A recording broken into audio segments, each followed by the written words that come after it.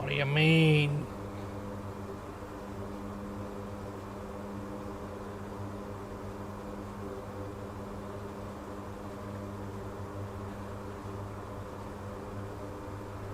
What are you trying to intercept there?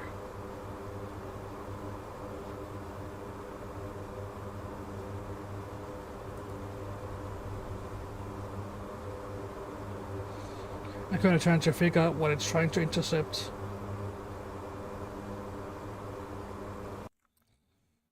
What should the speed be?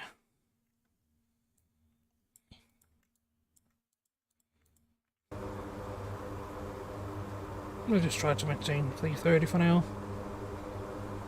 Unless he told us something else.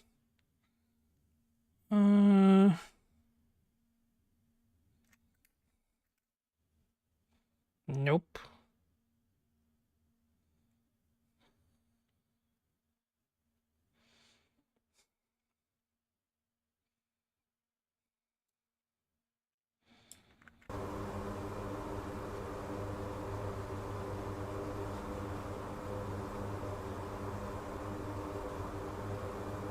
What's it doing now?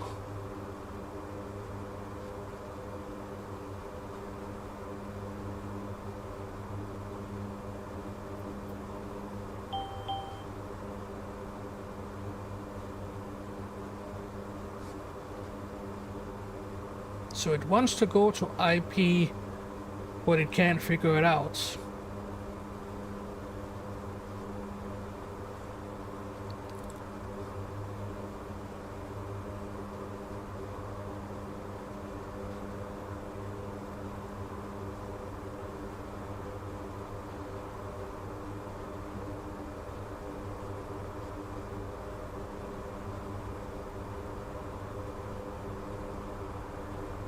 Bank angle. Descending. Set the aux pump to on. This is required to open the ring. Autopilot. Autopilot. Oh God. Autopilot. Autopilot. Autopilot. Autopilot. Yeah. Autopilot. Autopilot. Autopilot. Autopilot. Autopilot. Autopilot. Autopilot. Don't tell anyone. Check altitude. Check altitude. Autopilot. Why are you pitching up like that? Autopilot. Autopilot. Autopilot. It feels like we are right back to everything went sideways earlier. Autopilot. Autopilot. With the autopilot screaming at me. Autopilot. Autopilot. Autopilot. Here's the point in time where you would ask the other guy to step in and do his work, but yeah, Autopilot. Autopilot. in these years that doesn't happen. Autopilot. Autopilot. Autopilot. Okay, Autopilot. Autopilot. pitch down. Autopilot. Autopilot. Autopilot. Autopilot. Autopilot. Autopilot. Autopilot. Autopilot. Autopilot. Autopilot. Autopilot. Drop altitude, please. Autopilot. Autopilot. Nope, it pitches straight back up again. Autopilot. Why? Autopilot. Autopilot. Autopilot. Autopilot. Please, Autopilot. Autopilot. Autopilot. Autopilot. Autopilot. Autopilot. Autopilot. what's going on? Autopilot. Autopilot. Autopilot. Autopilot. Autopilot. Autopilot. Autopilot. Autopilot. Autopilot. Reduce thrust.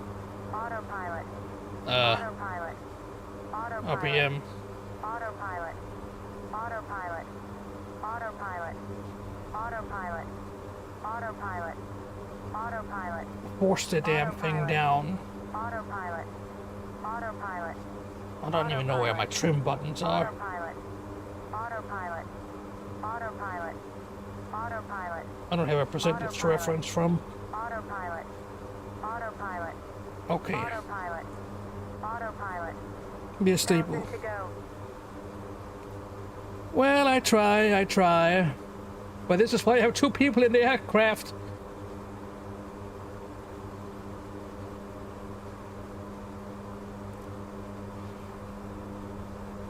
Okay.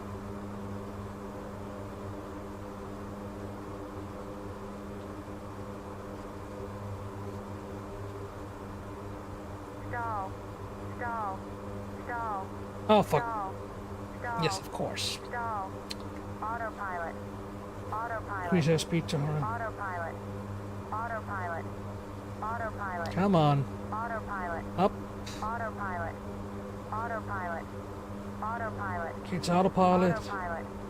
Autopilot. Um, Autopilot.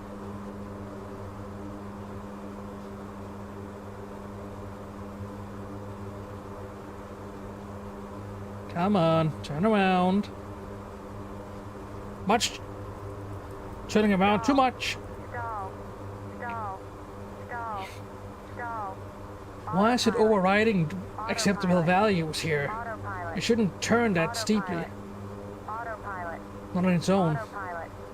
Autopilot. Something is Autopilot. messed up right now, but I don't know what. Autopilot. Autopilot.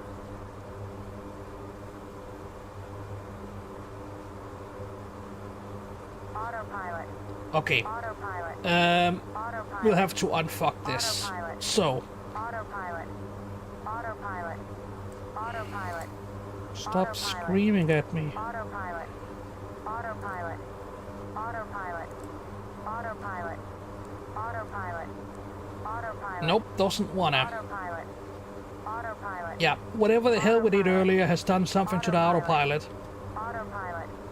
Autopilot. I don't know what it did. But autopilot is out of commission. Autopilot. Autopilot. Autopilot. Autopilot. Autopilot. Autopilot. Autopilot. Would you stop screaming at me, woman? Kinda busy. Autopilot. Autopilot. Autopilot. Autopilot. Autopilot. Autopilot. Autopilot. Okay, here's what I'm gonna do. Autopilot. Autopilot. I'm gonna line us up manually. Autopilot. Autopilot. Autopilot. Autopilot. So we have to turn off that damn racket. Autopilot. 1,000 to go. Throttle. Throttle. Okay, maybe keep the throttle on.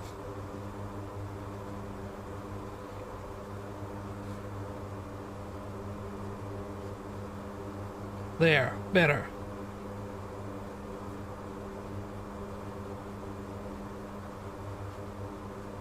Now maintain altitude. No, actually, we need to go further down. Here.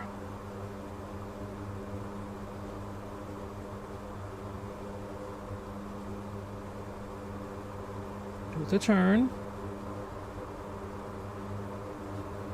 Switch to the next waypoint.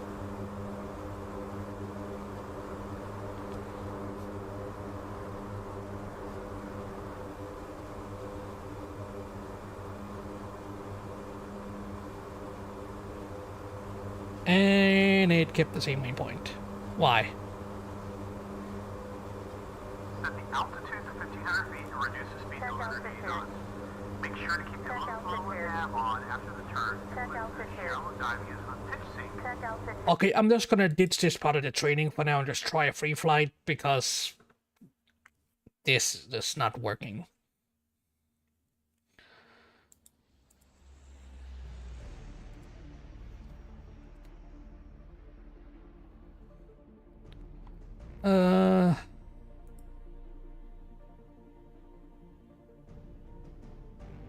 No free flight?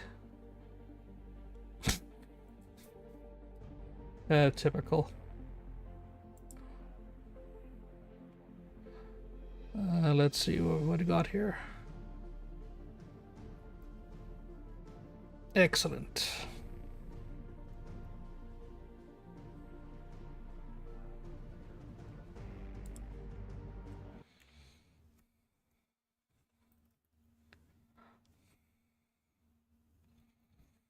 I don't want to go through the process of starting the plane again from scratch. Not right now. I'll go back to that later. For now, I just want to fly the thing a little. However, I will not use auto start. No.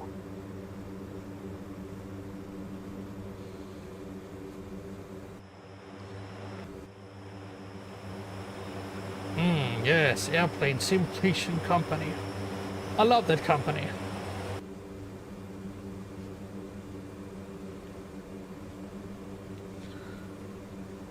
Alright.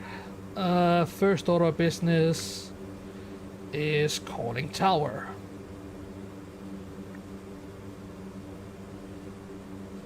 What frequency do we need here? 132.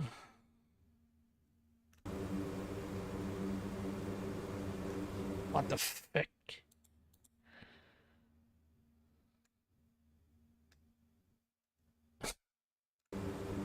Our stuff's not even tuned to the right frequency. Call key in field. Request startup. Enfield, call key, cleared for startup. Call key in field. Request taxi to runway.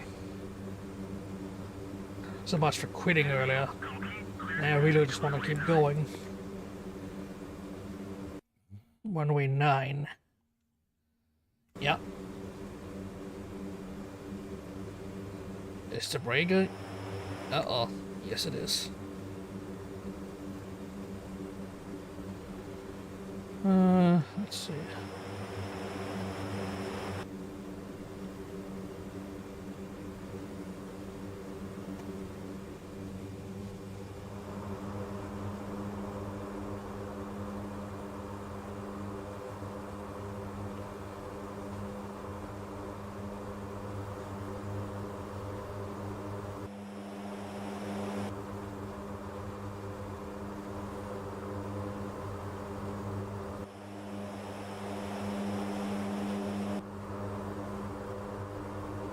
Yeah, that was indeed...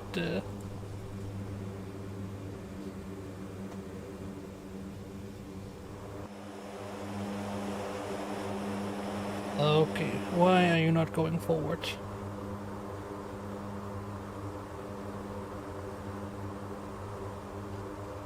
What are we missing?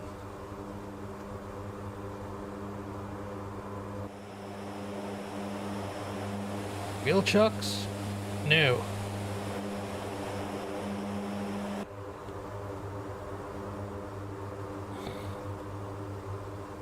What are you missing?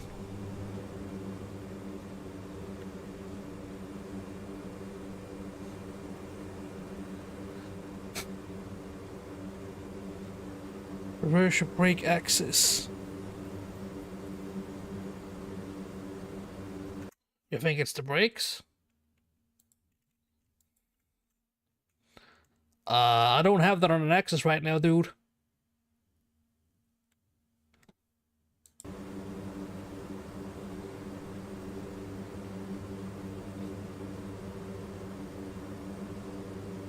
Brake release. Okay, yeah. This thing. Which no longer works.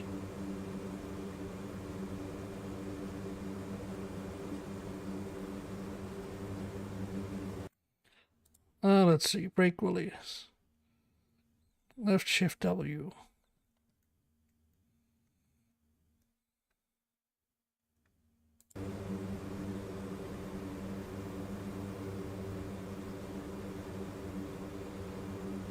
I think I broke it. Ha!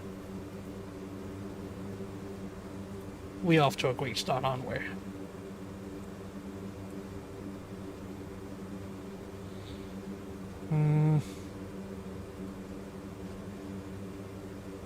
Before taxi.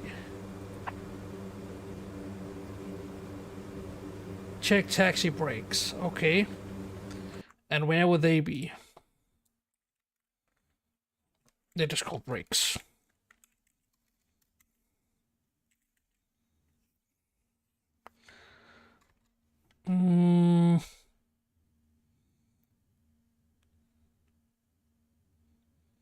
Left shift. It has to be this one then, right?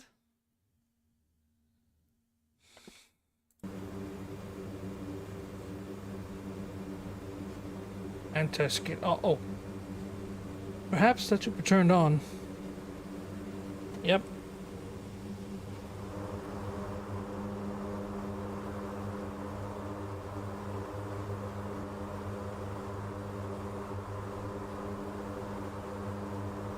Nothing.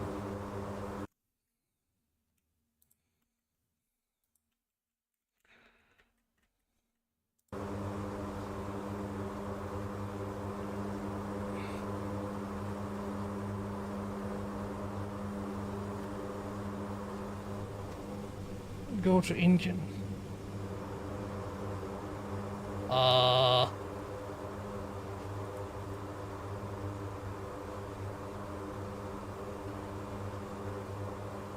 Okay. And that's here.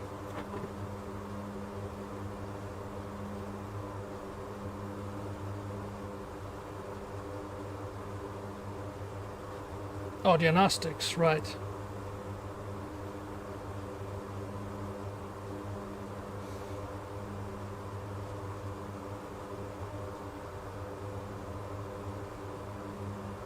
And then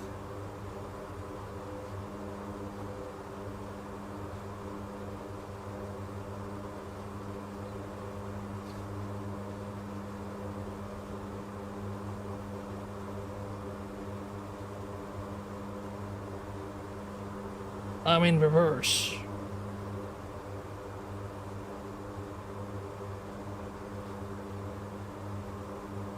Said what to that exactly? I'm not sure what you're asking for here.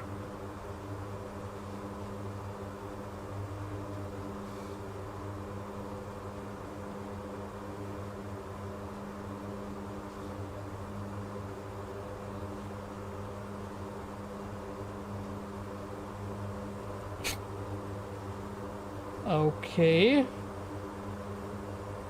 You want it to be back further, okay. Cabin pressurized.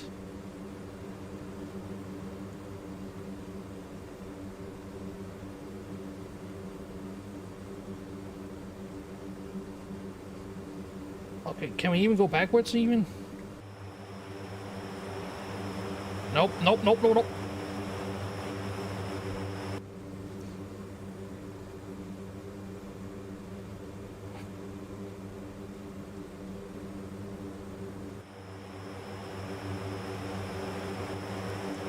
It feels like we got wheel chocks on or something. Oh wait, no. Oh dear God. Chief, remove the wheel chocks. Copy. Wheel chocks are now removed. Oh. Don't tell me.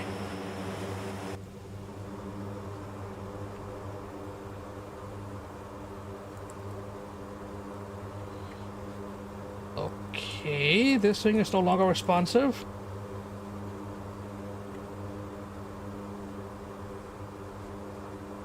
I think it broke. Well, that's the thing. It's not clickable. It is wait. It is non-interactable, as can be seen.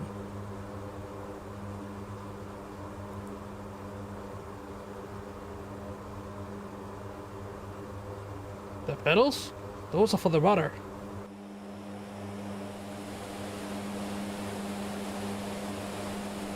In fact... Wait. What the fuck?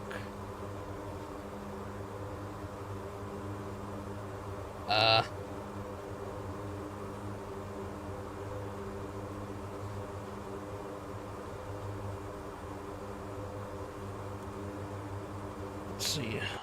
Are you sure? What's bound to what then? Nose wheel, left, right. So that's this thing over here on the left.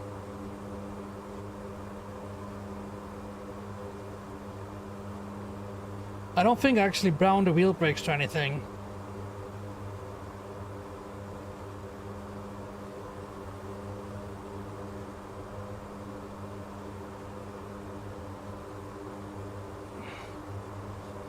Yeah, that is probably a me issue. We'll try again. This is why I usually don't buy D1.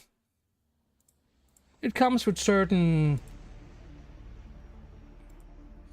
issues.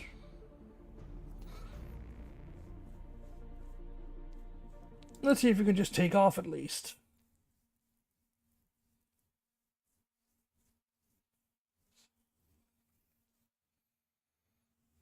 This is weird. You know, I can fly a good chunk of planes, but this one, nope.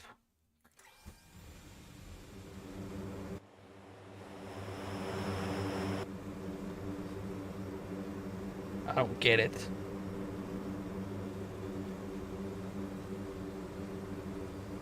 Hey, good news. The parking brake is working again.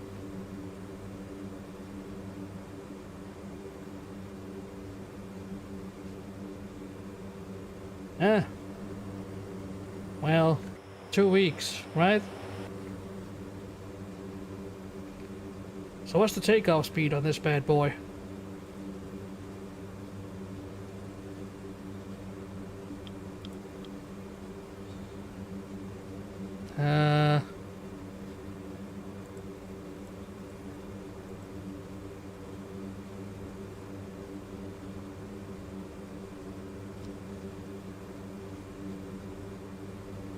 Right. What was I looking for just now? The heat switches.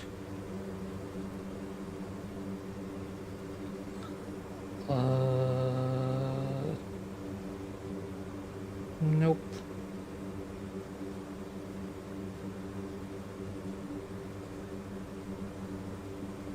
Nope.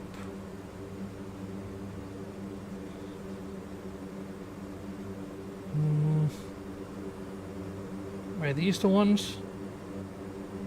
No. Where in the world are they?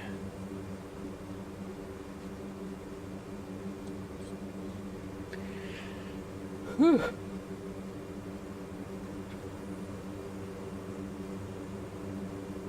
I forgot where it is. Crap.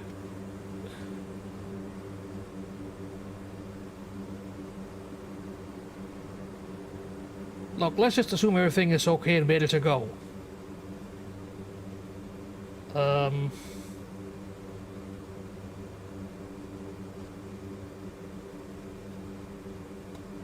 Did that just move down? Look up. Yeah, that's the HUD.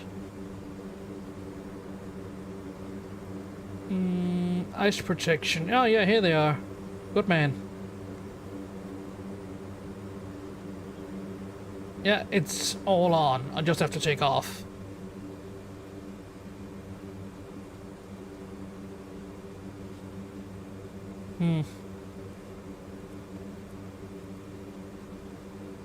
We have no navigation data, but that's okay. We'll just go up and make our own. Oh!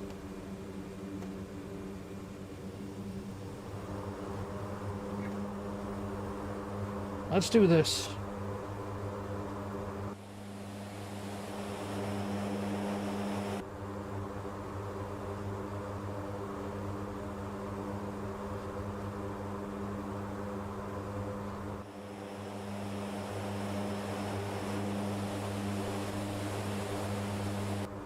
You're not moving.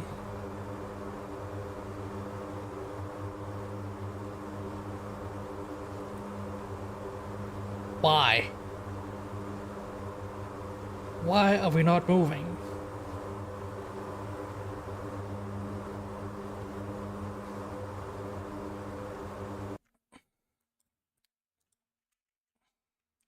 Brake pedal.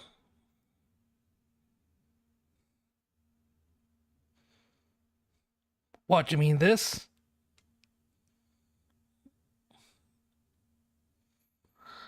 Well, any of these should work in theory. W, just press W.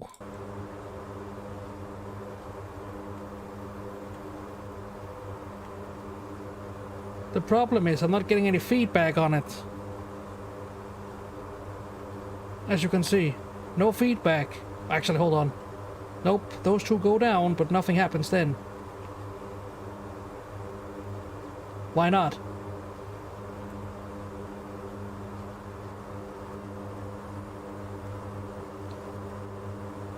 There's something stopping this plane from operating right now. Fine. We'll go back to the training mission and try again. Something is fucked up here.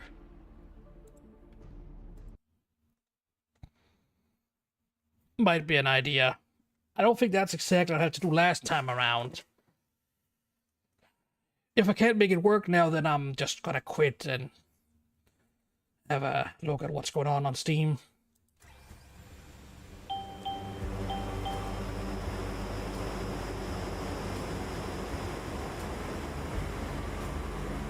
Yeah, but you saw the parking brake was not possible to click.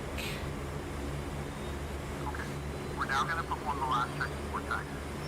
You're going to have to do the parking brake, contact ground, get to the active runway, sunset tower. I mean, I wanted to click it, but I couldn't, so what could I do? Yep. Okay, normally at this stage there's a specific task to move between the pilot and co-pilot. But I'm going to let you work yours and my parts of the checklist. At least the items that you can easily reach from your seat. Okay? Yeah, let's hope we're the new I guy. already have a lot to do with my part. Yeah, I know. But we're going to have to do it that way. That way you can see both the seats and how they both do the checklist. So the first thing is to set the flaps to 50%. This is normally done by the co-pilot. But go ahead, see like it. There. Set 50%. Disable low speed by pressing all four low speed ground idle buttons before the ice protection system test.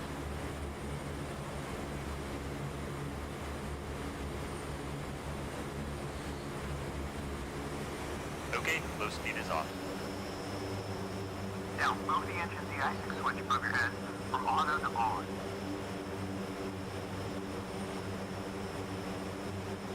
It is on.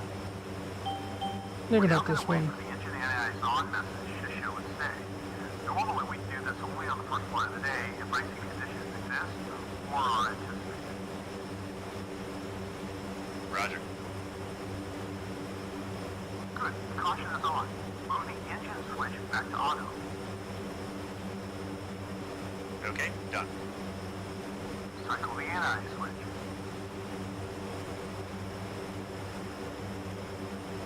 Done.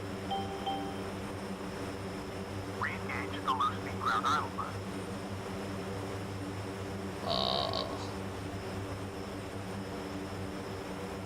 Low speed set for all four engines. Now we'll perform the stall warning system test, which is called a pusher test. Enter the GCAS stall page from the main menu. This again. There.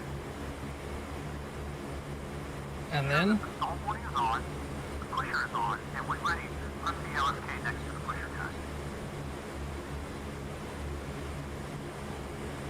Pressed. Nothing happens. Just wait for it. Hold the control column in the neutral position. Stall. It's moving Stall. forward. Stall. Stall. Stall. Yeah, that means the system's working as intended. Alright, pull the controls to the neutral position, and let's move on to the autopilot. We're going to test its responses to the heading change on the ground and the disengage switch on the yoke. Okay. And then? First, press the heading button on the reference set mode select panel. Okay. I have the heading legend displayed and a yellow vertical bar visible on the PFD. Yeah, as you should. Now use the heading knob on the heading course selector control panel to move the light blue bezel on the HSI to say, let's do 150. When ready, enable the autopilot.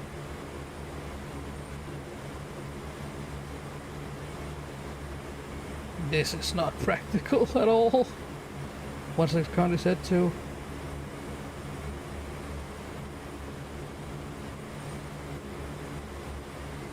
Ah.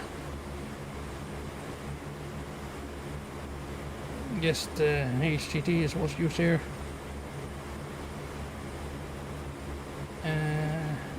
Autopilot. Forward. The yoke is turning to the right to intercept the desired heading. Yes. Now disable the heading. Done. Play with the wheel on the AFCS control panel. See how the controls react. Yes, we're already familiar with this thing. Okay. Now what? When ready to move on, press the autopilot disengage button on the yoke.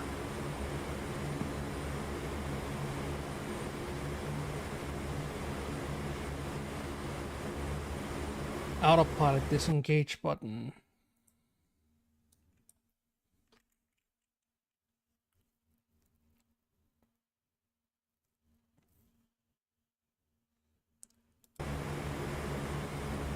Left. Autopilot.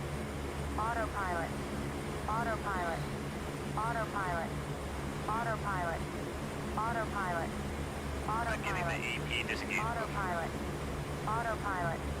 Autopilot. Switch again. Autopilot. And then Autopilot. controls to neutral position. Let me know when you're ready to continue.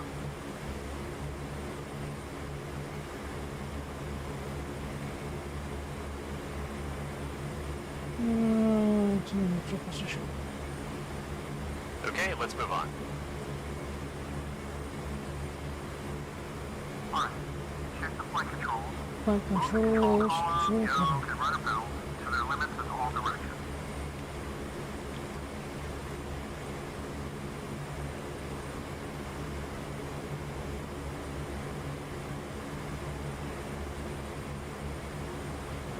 Let's see. Yoke, rudder pedals.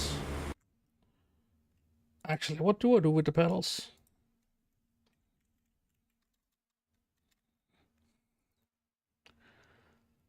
That thing is set to that. This thing?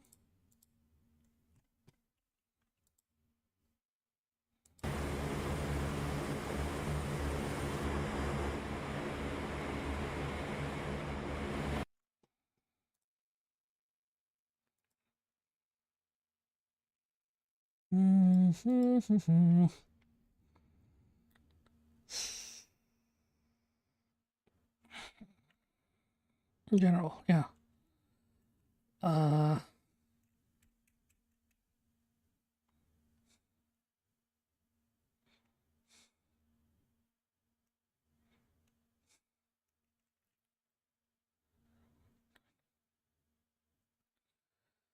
So much for giving a retort right away.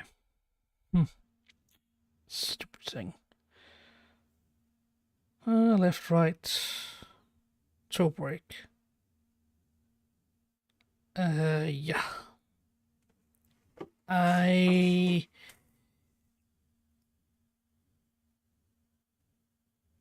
must be blind. I don't see the option to...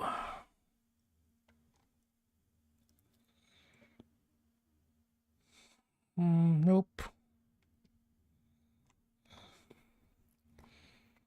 I don't see it. Let's see. Throttle. Wheel brake. Left, right. Wait. Wheel brake. That's it.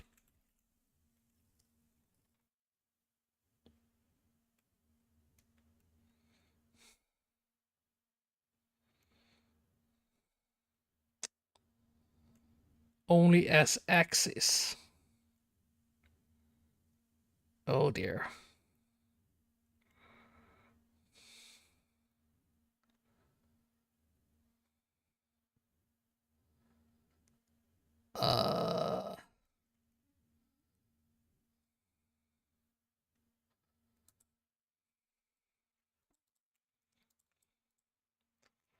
That's not gonna work. That's an axis command, so what do I do here? Ah, here we go. But see, here's the thing. I can fly various planes. This thing is just giving me issues even getting it off the ground. I don't know why. But again, it is day one, so hidey-ho. Oops. Day one is always filled with issues.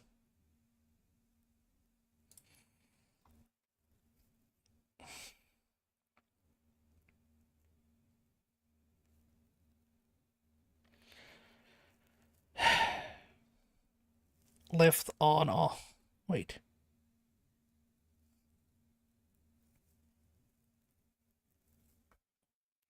Can't we just press it in like so? Won't that work? No. Oh, that's the rudder controls, that's why. Isn't it?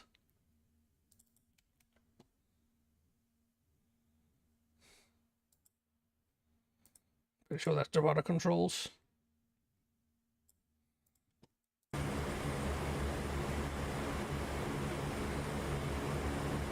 There. Flight controls checked. Good. Halo on the rudder trim is set to 0 as you can see on the gauges above the pilot lighting tab. The elevator trim is set depending on the location of the center of the aircraft's gravity, but today we're Zero. Okay, what's next? You can see the panels. Normally I would close the APU bleed air valve, but I'll go ahead and let you do that. Autopilot lighting. Ah, so that's where you see it. Right.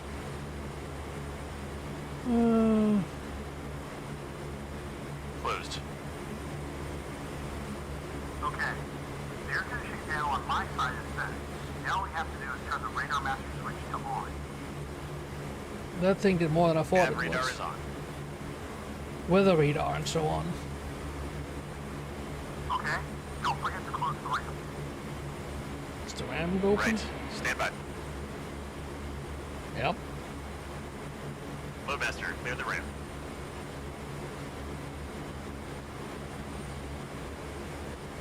Ramp is clear. Closing the ramp.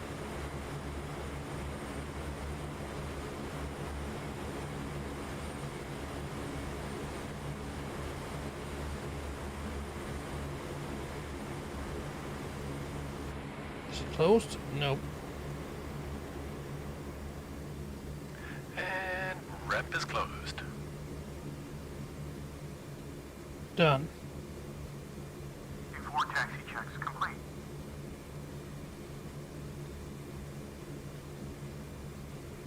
Alright. I want you to pull up the checklist for the departure briefing and read it to me now. Roger. Stand by.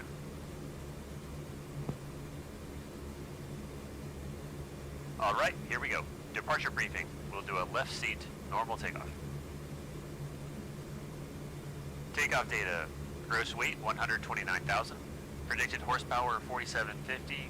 Runway 067. V1 and VR at 106. V2 at 121. Flaps up. Safety speed is 135. Departure procedures. And then? We'll climb to 2,000 feet on runway heading, then 3 nautical miles from Taycan Station, we'll turn to 064 and fly to exit east. We will then turn southeast towards waypoint 2 and commence our climb. Noise abatement procedures keep south from the city of Kutaisi. Transition altitude is 7,000 feet. No hazardous terrain or obstacles during takeoff and departure. Good. Contact ground and request taxi. Roger.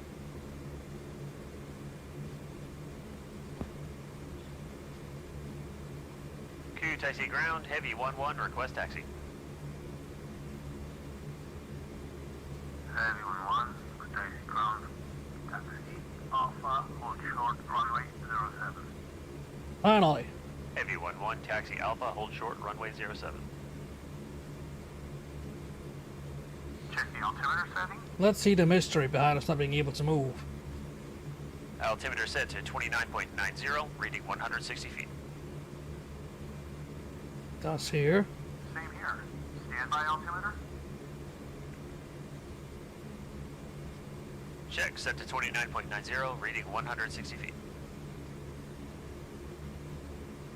No. Departure reveal. No, it doesn't. No changes. Initial heading 064, 2,000 feet at exit east. Departure review complete.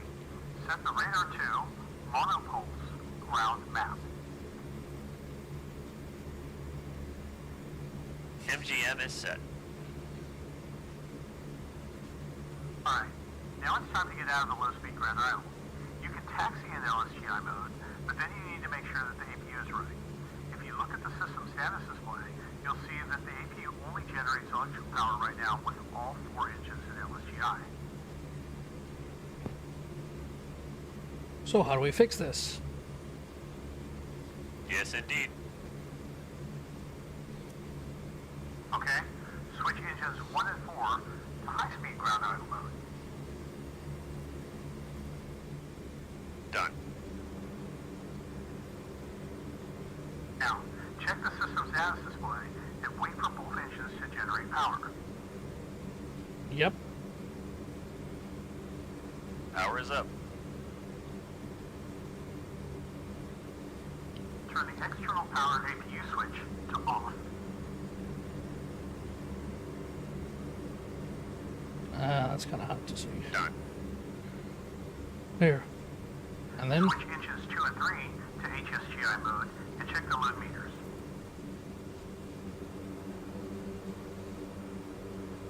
yep. Engines 2 and 3 are out of LSGI and generating power. What's going on with those two? Okay, reach out and shut down the APU here on my side. Turn it to the stop position.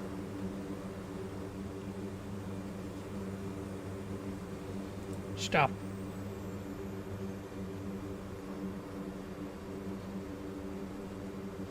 APU is now off. And then, Release the parking brake.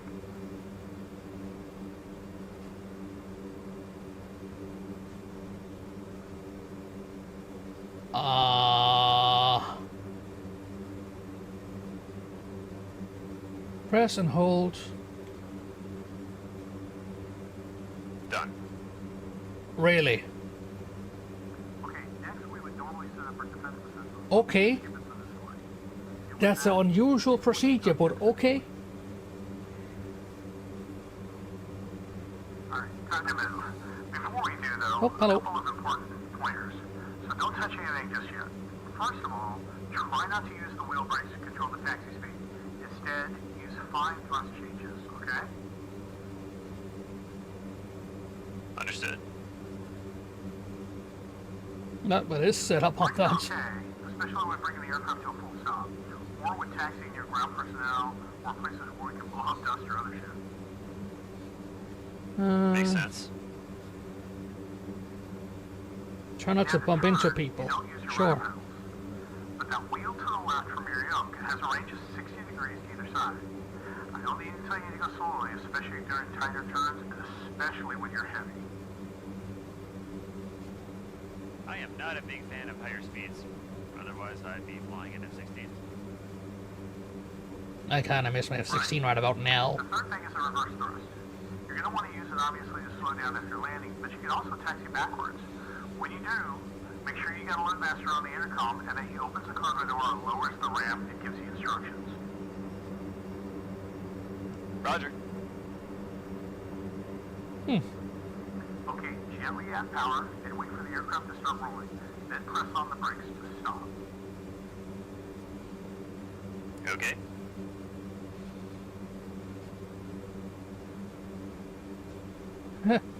We're not even getting any power here, but it's still rolling. Stop. Okay, the emergency brakes are working fine. You can disable them now. Remember that as long as they're on, the anti-skid won't work. Done. Emergency brakes, Now right. check the normal brakes. Taxi ahead a little and stop once more. Okay. Good. Let's move forward to taxiway Alpha there on the right.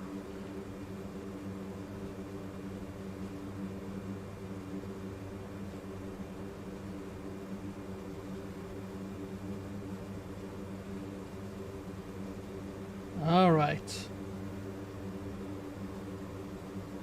It's only been a few hours doing this now. Forward. So the trick was just to hold down W and then click the thing. Oh, that's what he actually said. What the hell did I miss there? Jesus Christ. Yep. Brain fried. I'll complete this lesson at least. It'll take some time to process all this new info. And some practice. Between this and the F4. Oh boy.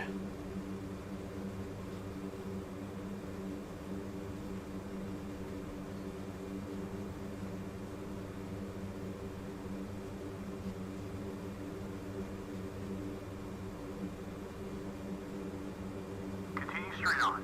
Try to increase the speed level and then decrease it using reverse thrust. Decrease it using reverse thrust. I actually do have that Airbus settling around here somewhere. Maybe I should consider hooking that up.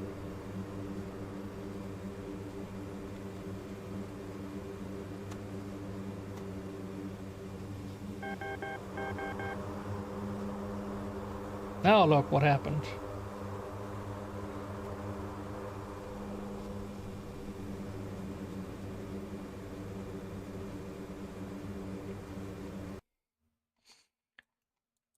Coming up on the runway.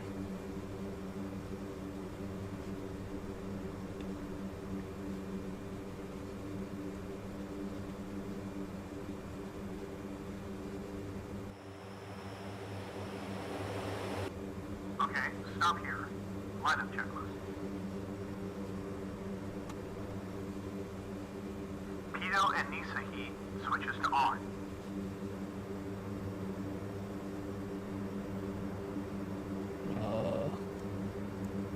Yeah. Switches are on. Set the exterior lights, navigation lights to steady. Steady. Yep. Top and bottom strobe lights to white. White. Turn on taxi and wingtip taxi lights.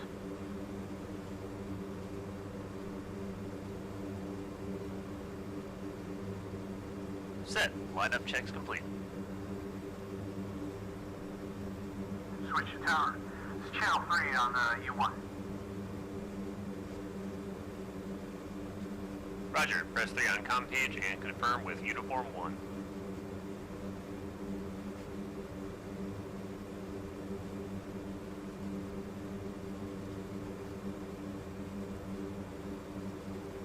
QTIC Tower Heavy 1-1 holding short Alpha runway 07, ready for departure.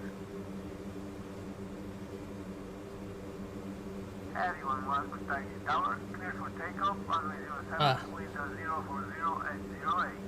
Okay, I'm starting to get the picture here. Heavy 1-1 cleared for takeoff, runway 07. Although these two areas can share some data between them, Active, line up on input have to happen at the right location. You can't just press things down here and expect it to work up here.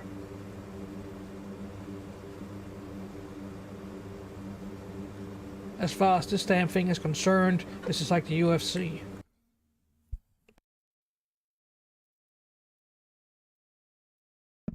Okay, let's see, where were we? Damn sneezing.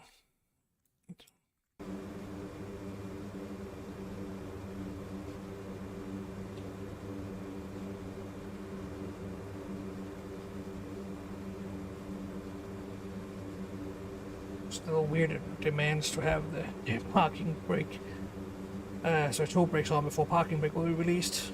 I wonder if that's a safety feature or just a this is how we have it now kind of thing. Might need to do some research on the real thing to see.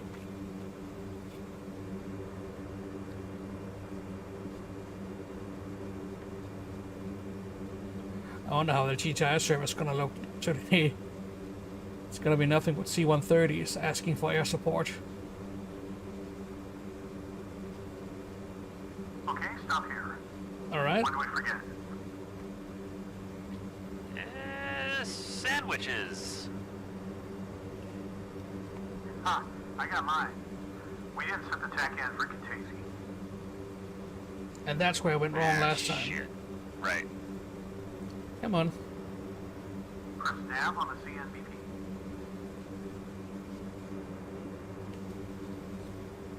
Nav. Okay. Type 44 and press T1. Oh, You should see the distance in the bottom right part of your PFD.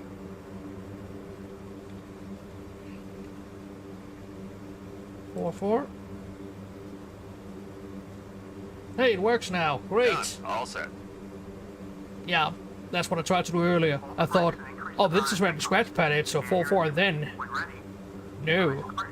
Nope, that is not how it works. Hold down the brakes. We're about to take off. Let's go.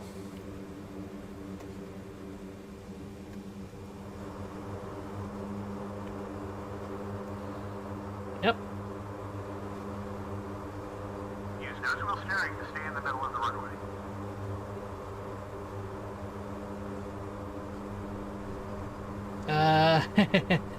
That's Okay, around this speed, the rudder becomes effective. Use it instead of the wheel. ah, fuck. Rotation speed. Smoothly pull up on the yoke and climb. No wait. Gear. Oh no, what did I press? What did I press?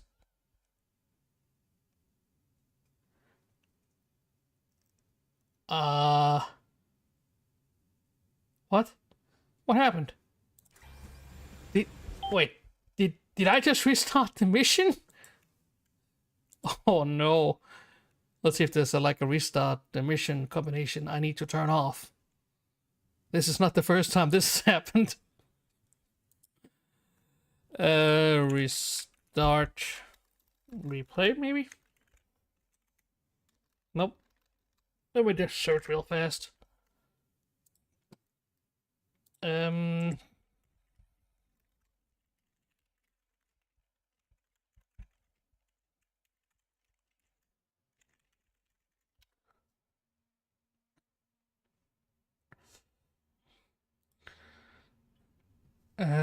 For restarting, Shift R. Uh-huh. New. Oh God.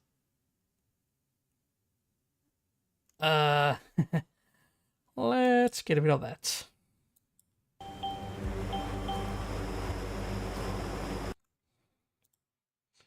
Okay, so now I should be able to take off if I try again. That cleared up the most important part.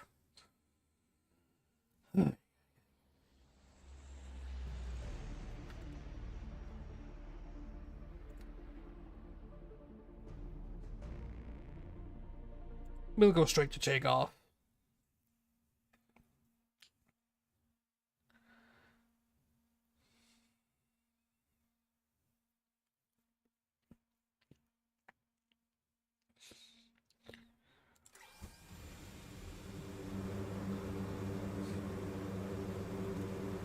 Well, screw me, I guess. Oi. Oi. Not yet. Shut up.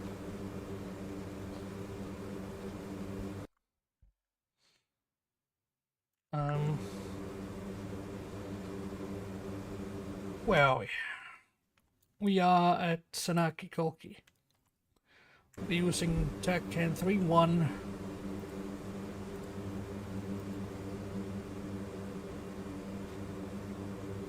Check it out, it's actually working.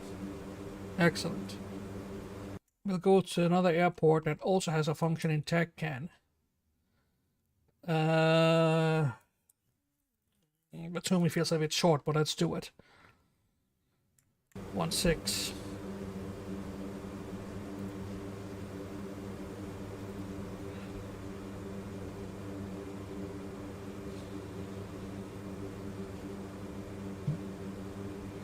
All right. Shortly after takeoff, we'll be steering directly towards where Batumi is. Somewhere like this.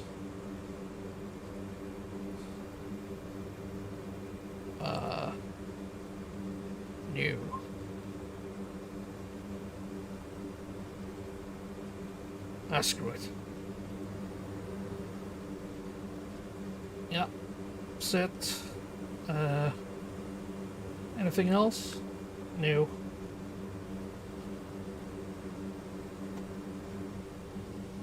Brakes. Throttle.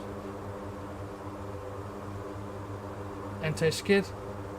Where's the anti-skid switch?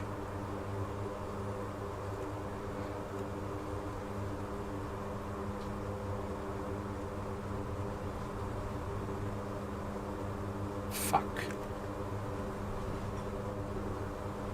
Ah, screw it. We can take off anyway.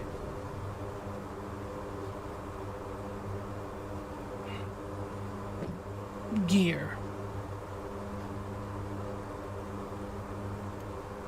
Flaps.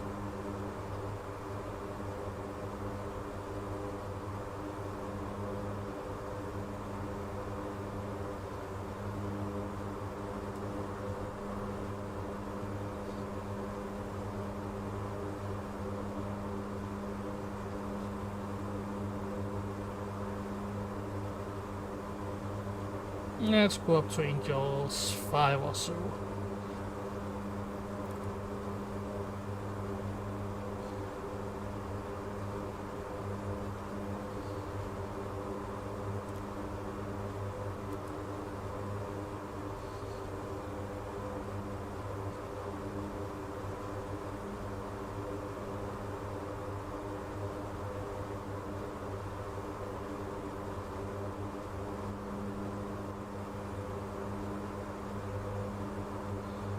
Okay, yeah, I think it's actually starting to work here. Gonna level out soon-ish. Yep.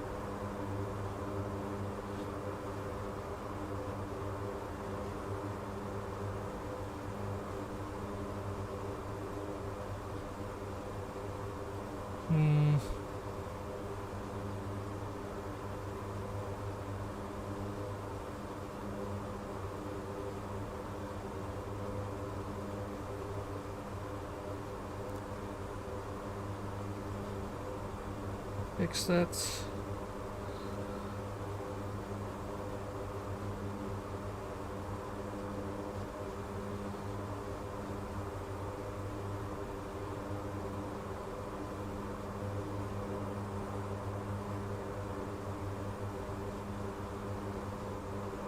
Should be able to do a successful landing. By the way, speed brakes. Okay, that is gonna cause issues later. Do we have speed brakes?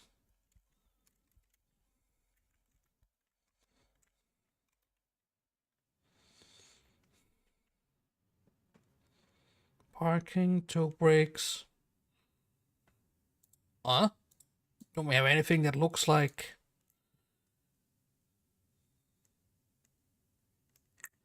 Nope.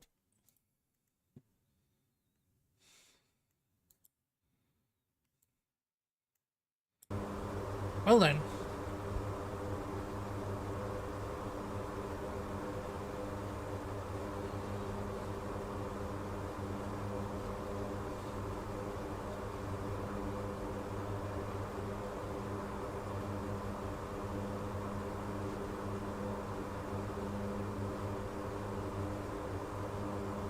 I wonder if this thing has DME equipment inside it.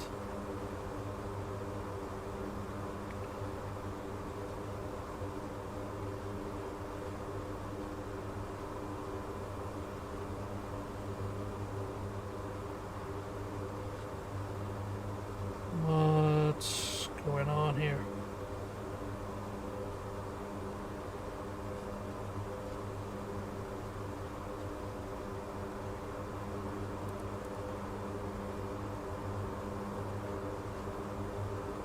To go.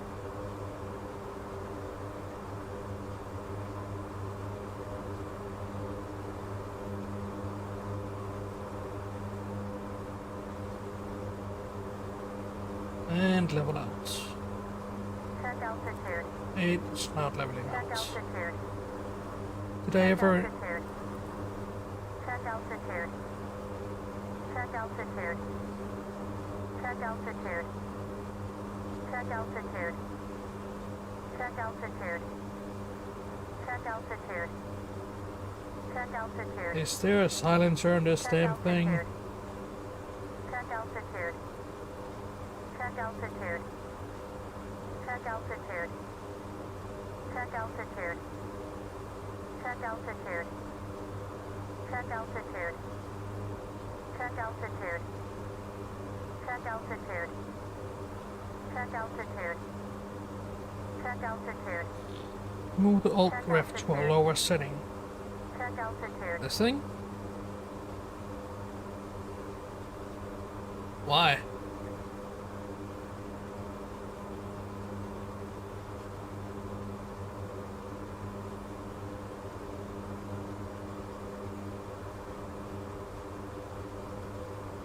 What's the problem with the setting I had there?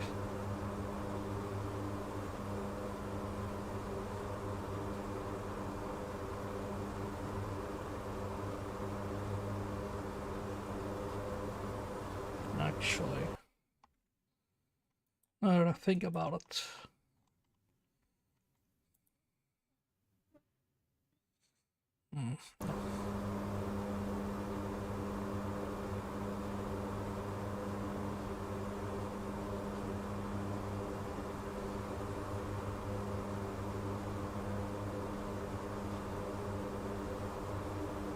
Well, the good news is basic bridge navigation works.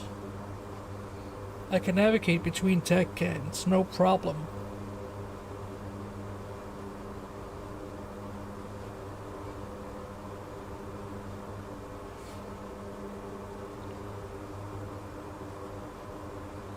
Although I'm pretty sure the neighbors will complain about it. Huh.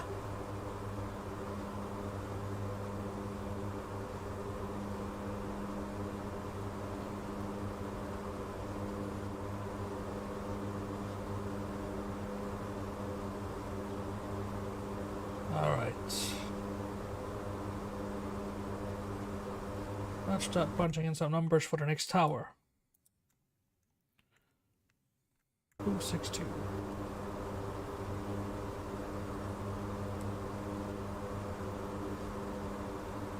Oops.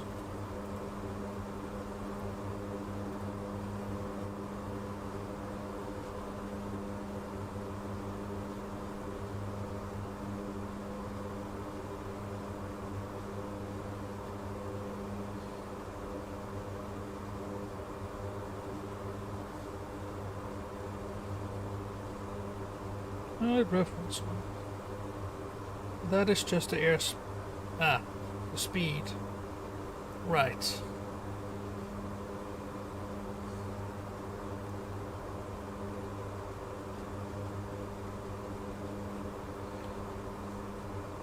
Alt ref.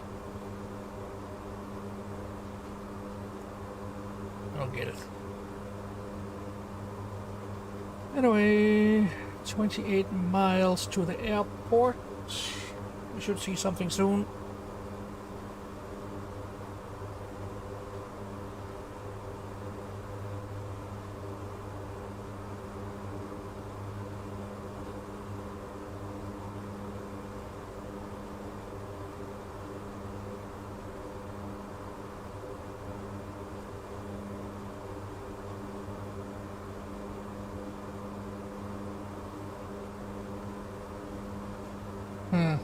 The good news is the system seems to check out. Still need to figure out where the heck we have the, what's it called? The anti-skid. Probably hidden somewhere funny.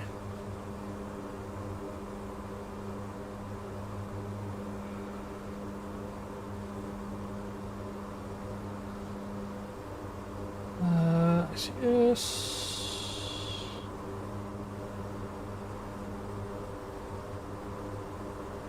Shoot willies. Nope. Right there, defensive systems, not right now. Trim.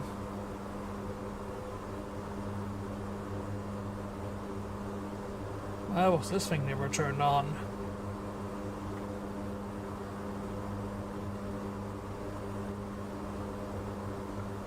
What the heck is this, boss?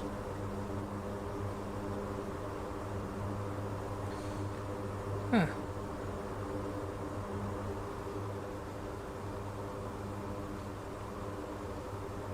Radar, pilot lighting, gear, pixie lights, lights, anti-skid, off. Okay.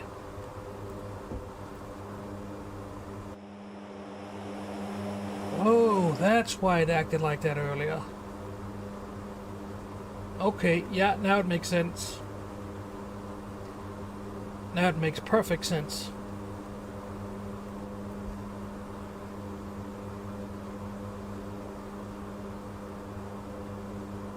It's been a little bit much to absorb all of this so far.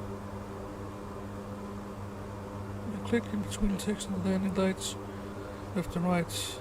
Oh.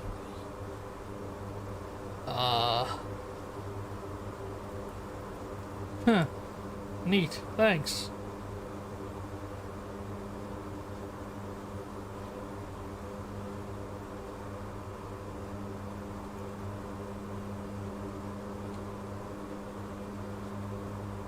So what was that whole thing about alt ref earlier?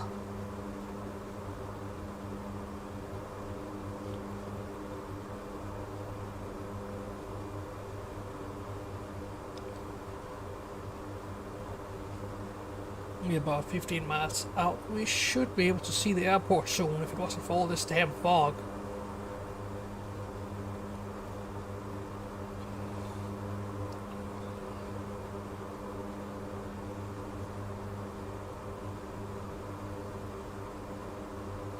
Airport is slightly to the left, so it should be right about here somewhere. Actually, it's there. Time to practice my non-existent landing skills.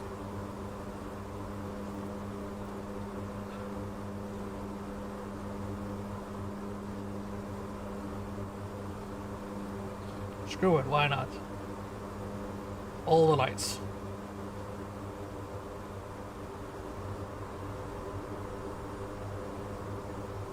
Reduce throttle. Throttle. Now we need to cover landing another time properly. Flaps to 50%. Nose down. Ah, right, yeah, I knew that. This is not my first plane, but I was still waiting for the damn thing to kick in. Then I realized. Autopilot. Yes, would you silence yourself, woman? I'm busy. Autopilot. There.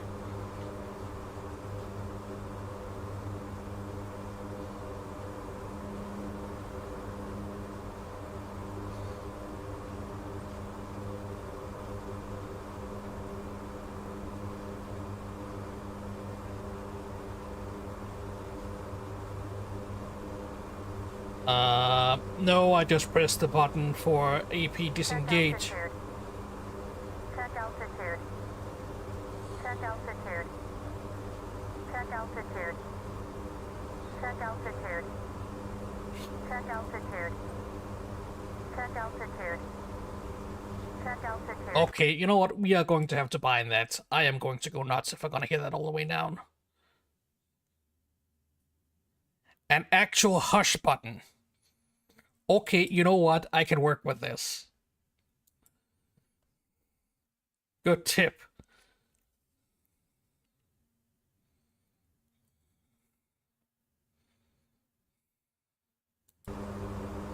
Check altitude.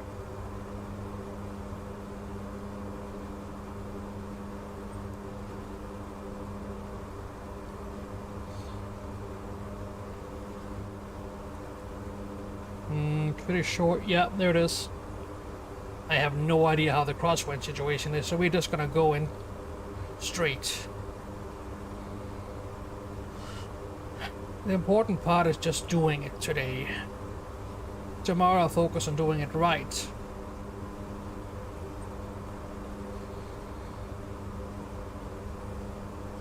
And less than 2 hours to perfect the art of delivering Moabs, not Moabs.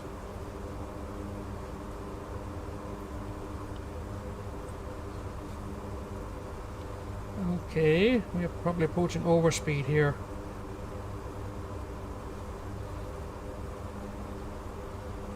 I don't know what landing speed is supposed to be.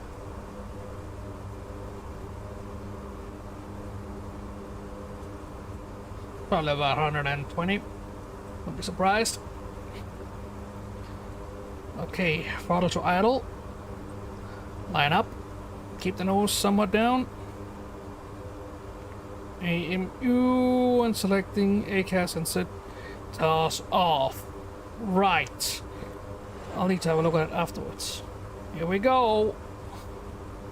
Wheels down. Well, Terrain. too low. Too low. Terrain. Yes, that means it's working. Terrain. I don't hope this thing has an ACAS system. Terrain. Pull up. Terrain. Oh boy. Terrain. We are gonna exceed the freaking runway here. Terrain. Yeah, it came in too fast, too close. Terrain.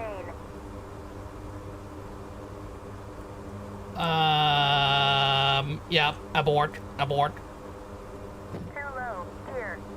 Power up. Go around, try again. So you get when you select and disable on a tactical. Okay, so it's the usual warnings you would expect. Got it.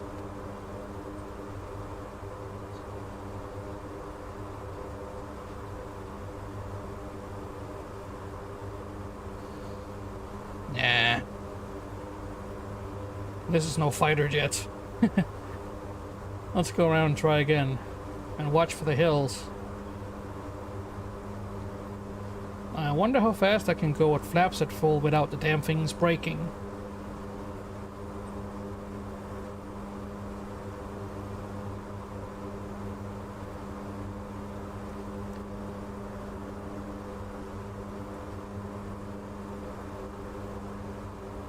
May need to read up on that later.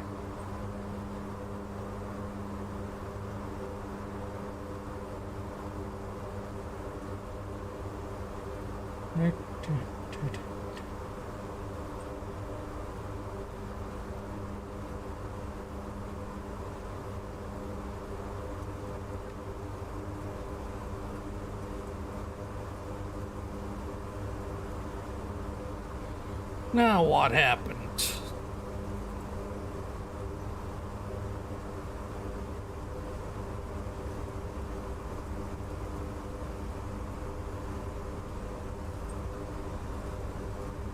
Did the chat die? Let's have a look.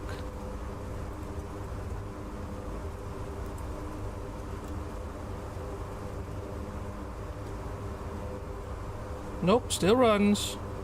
1,000 to go. Yep, I figure.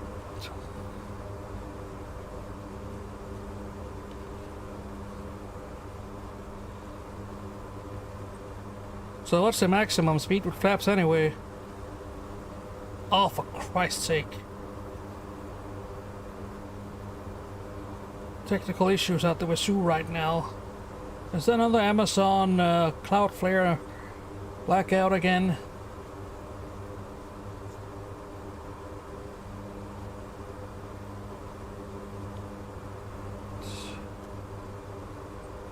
That's the one stick on the flap lever.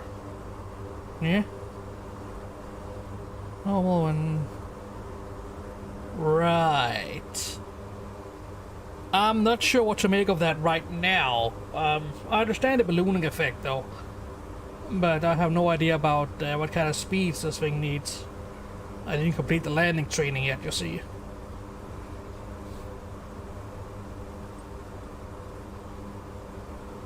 Well, no advisory so far.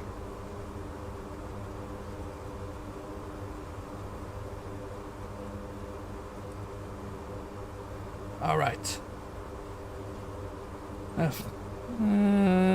So far.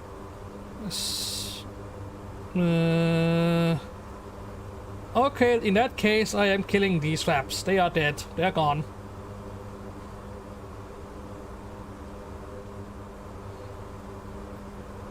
I'm gonna have some very angry plane mechanics looking at me after we're done here, don't I? They're gonna be not so happy with my performance. Alright, here we go. Attempt number 2.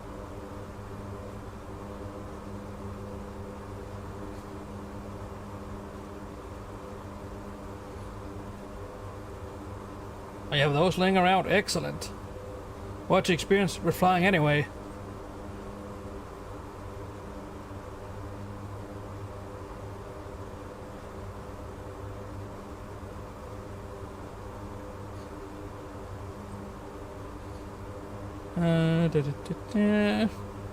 Damn, my screens need some cleaning.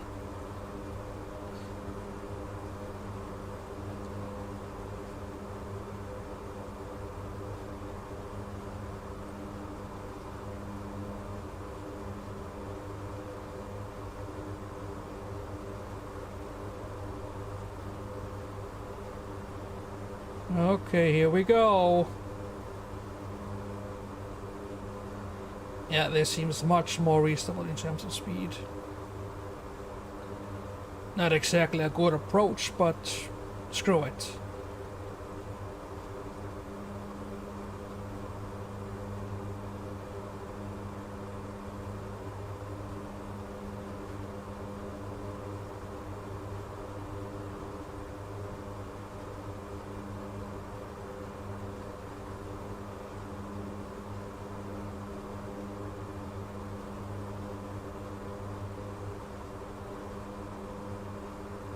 Come on, I'm using reverse thrust here.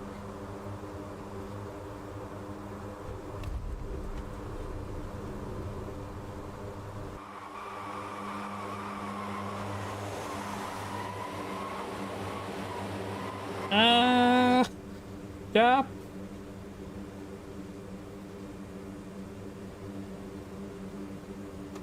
Well. Oh, careful.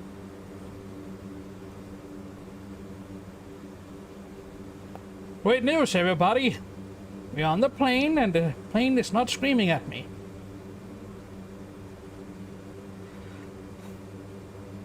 I think that is a successful flight. It was crap, but... well, I got up, I got down again, and the plane is in one piece. And so am I.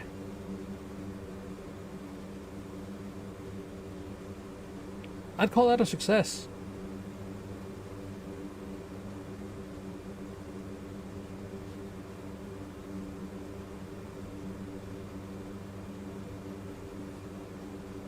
I need to have a look at those stupid sound effects. I swear to God, SoundCloud really doesn't want to work these days. Probably forgot to hook it up correctly this time around.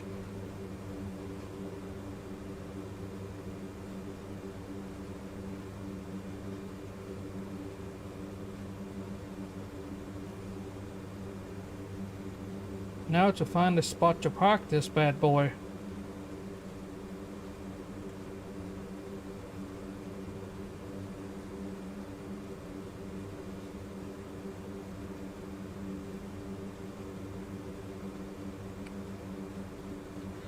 I'll need to review how bombing procedures work as well. I did buy this thing to drop MOABs. And I will. But probably not tonight.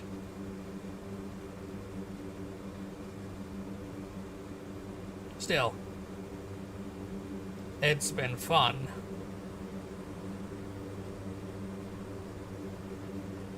Alright. It's been, God, it's almost 7 hours.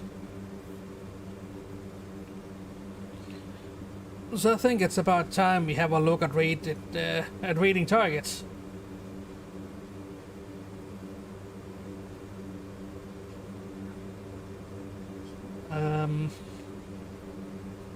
Hopefully someone who plays DCS. What are the chance of game? No, no, don't you dare fuck me up now. We're gonna park this thing and we're gonna park it right. Stop it. Get some help.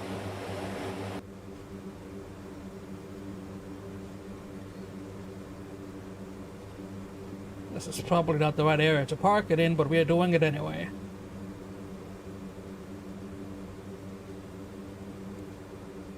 Yeah, good enough. Good enough for government work, right? Eh. Stop. Stop. Okay, parking brake. Set. Ding ding.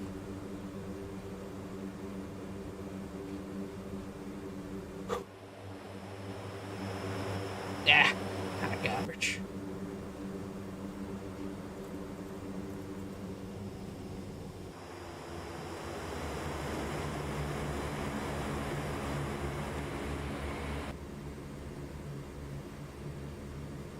Right, before we end... Oh wait, wrong way.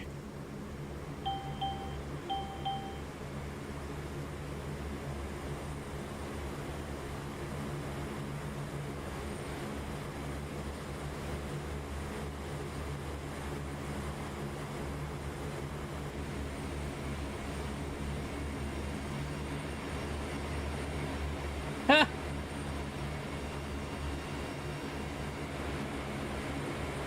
Screw you guys, I'm out of here. Let's see if we can actually walk. Do they have more? No, we cannot. No dice. Ooh, what's this? This thing works? No.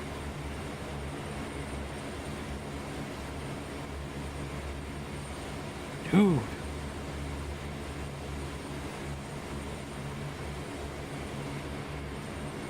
What else we got going on back here?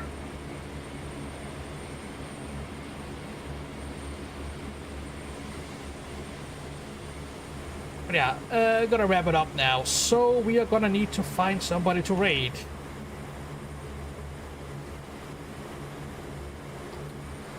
Let's see if this thing will be helpful. It will not. Let's have a look at the situation on both YouTube and Twitch.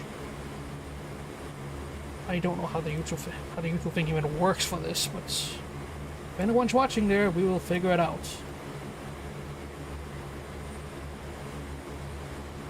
Yes, there is. Okay. In that case, we are gonna send people to some kind of live DCS channel right now. If anyone would be live, please. Nope. I'm surprised the usual people are not live right now for this kind of stuff. Huh. Okay. Screw me, I guess. How about Twitch?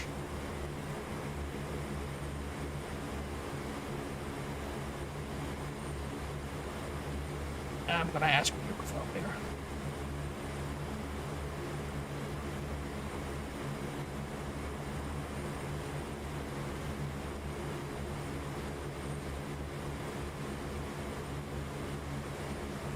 Let's see.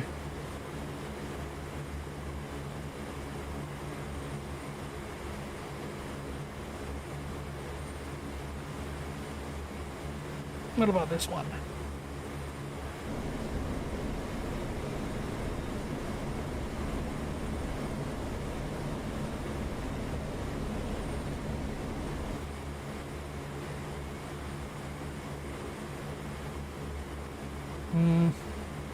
Nope. Okay, in that case, I guess we're gonna say hello to Glenn.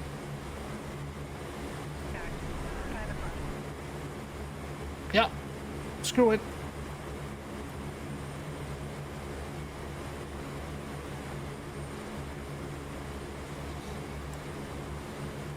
And with that, we'll switch to Twitch thingy and see if it will work.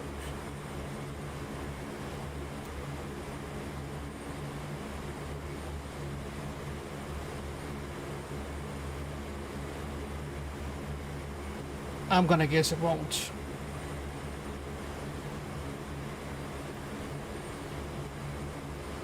Nope, it didn't work. Of course it didn't. Okay, restream then.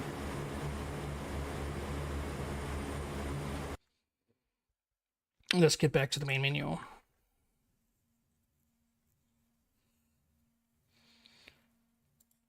Screw it. I don't have the thing working right now due to changing setup, so we may just have to end it for now. As this thing decides to work. Yeah, so thank you all for coming. Hope you enjoyed the show. We'll be back again, hopefully this weekend. That's it. Good night.